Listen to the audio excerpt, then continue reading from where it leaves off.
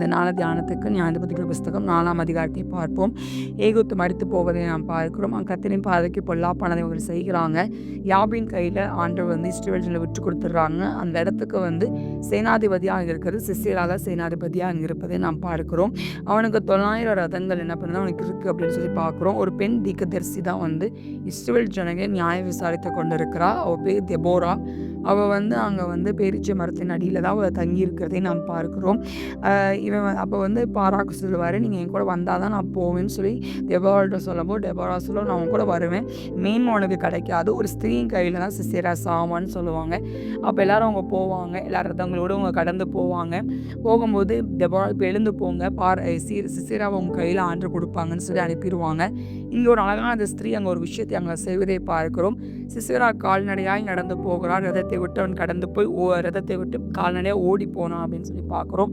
யாகேலோட வீட்டுக்குள்ளே தான் போகிறான். உள்ளே வாரும் ஆண்டவரே, என் அண்டையில் உள்ளே வாரும், பயப்படாதீங்கள் என்று சொல்கிறாவ. அப்படியே அவன் அண்டைக்கு கூடாரத்தில் போய் ஒரு சமுக்காலத்தினால் என்ன பண்ணுறான், அவளை மூடி போட்டுடுறான். குடிக்க எனக்கு கொஞ்சம் தண்ணி தான் கேட்கும்போது அவள் பாலை கொடுக்குறான். பால் திருப்பி குடிச்சிட்டு அவன் என்ன பண்ண, திருப்பி அவன் படுத்துக்கிறான். இவன் என்ன பண்ணுறா அப்படின்னா, யாராச்சும் என்னை கேட்டாங்க அப்படின்னா இல்லைன்னு என்னை சொல்லிடு அப்படின்னு சிசேரா சொல்லிடுவார்.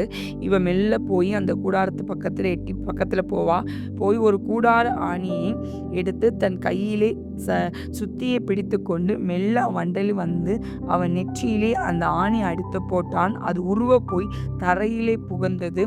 அப்பொழுது ஆயாசமாய் தூங்கின அவன் செத்து போனான் அப்படின்னு சொல்லி பார்க்குறோம். அப்போ உடனே பாராக்க கூப்பிட்டு இந்தாங்க அப்படின்னு சொல்லி கொடுத்துருவா. சிசேராவை கையில் கொடுத்துருதே நம்ம பார்க்குறோம். இன்னைக்கு ஒரு விஷயம், இந்த கதை நம்மளுக்கு ஒரு வித்தியாசமுள்ள ஒரு கதை. இந்த அதிகாரத்தில் 2 பெண்களை குறித்து நாம் பார்க்கும். ஒன்று தெபோராள், ஒன்று யாகேலை குறித்து நாம் பார்க்கிறோம். தெபோராள் ஒரு தீர்க்கதரிசியாக இருக்கிறாள். கர்த்தருடைய வார்த்தையை கேட்டு அதன்படி அவர் சொல்லுகிறவளாக இருக்கிறாள்.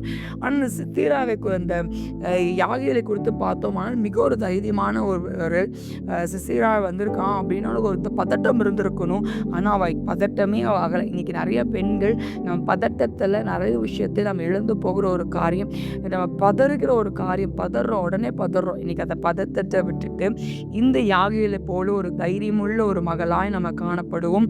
கர்த்தர் தாமே ஆசீர்வதிப்பாராக.